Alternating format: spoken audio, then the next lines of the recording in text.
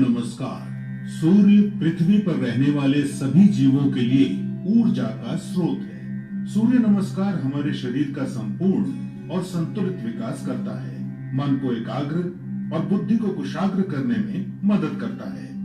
आध्यात्मिक उन्नति के लिए सूर्य नमस्कार को महत्वपूर्ण माना गया है। सूर्य नमस्कार 8 अलग अलग आसनों की मदद से 12 चरणों में क्रम से किया जाता है।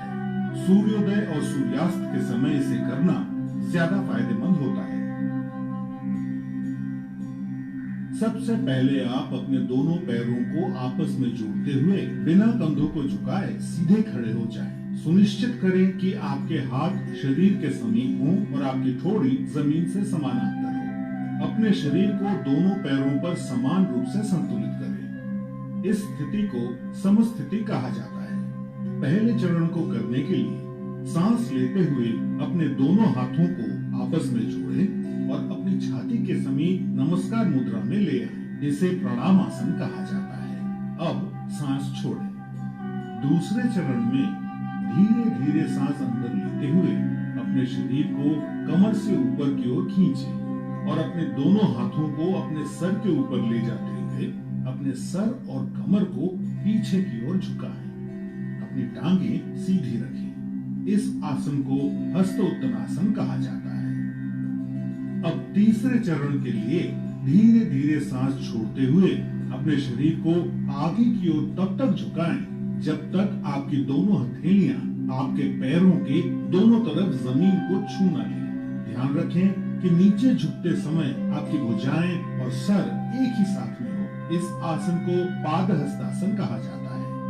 चौथे चरण को करने के लिए एक गहरी सांस अंदर लें और अपने दाएं पैर को पीछे की ओर ले जाएं और अपने घुटने को जमीन पर सटा कर रखें। सुनिश्चित करें कि आपका दायां पैर पंजों पर हो, आपका बायां पैर का घुटना 90 डिग्री पर हो, दोनों हथेलियां जमीन पर हो, आपके कूल्हे नीचे और थोड़ी ऊपर की ओर हो।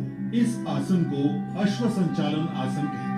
अब पांचवें चरण में एक गहरी सांस छोड़ते हुए अपना बायां पैर इस प्रकार पीछे ले जाएं कि वो आपके दाएं पैर की सीध में हो। सुनिश्चित करें कि आपके हाथ और कंधे सीधी रेखा में हों और साथ ही कंधे, पीठ और नितंब भी एक ही सीध में हों।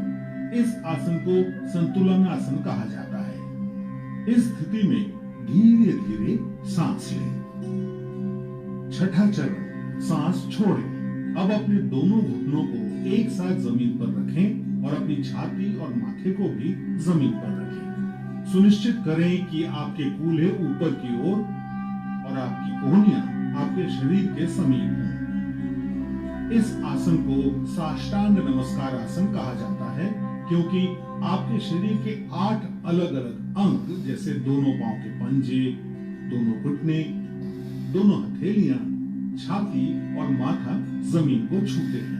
ध्यान रखें कि आपके शरीर का वजन 8 अंगों पर सामान्य रूप से वितरित हो। अब 7वें चरण के लिए सांस अंदर लेते हुए अपनी श्रोणी यानी पेल्विस को नीचे लाते हुए अपने सर और छाती को आगे की ओर सरकाएं और अपने शरीर के ऊपरी हिस्से को नाभि तक उठाएं। सुनिश्चित करें आपके पैरों के पंजे बाहर की ओर और टांगे सीधी हो।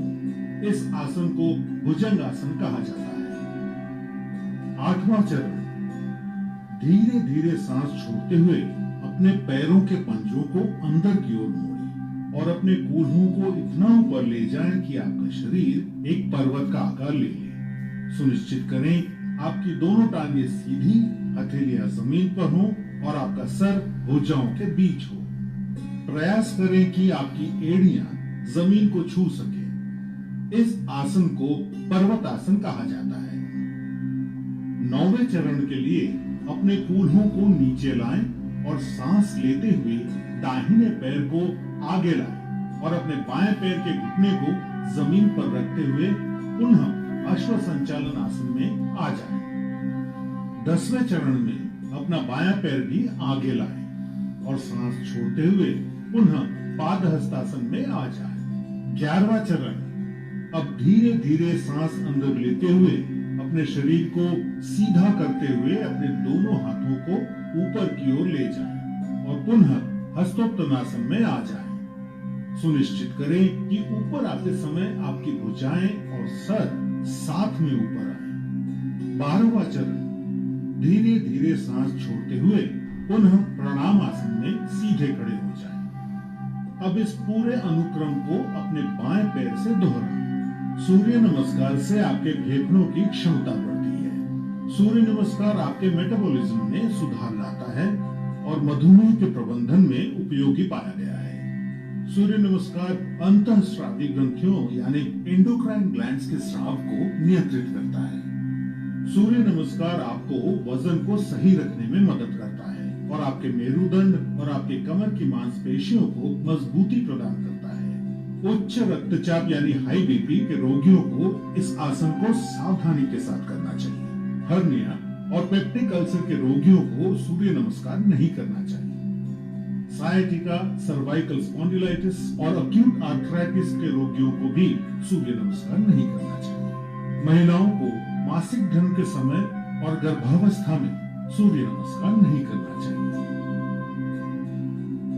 नियमित रूप से सूर्य नमस्कार का अभ्यास आपके शरीर को विषाक्त पदार्थों से मुक्त यानी डिटॉक्स करता है और आलस को हटाकर पूरे शरीर को सक्रिय करता है।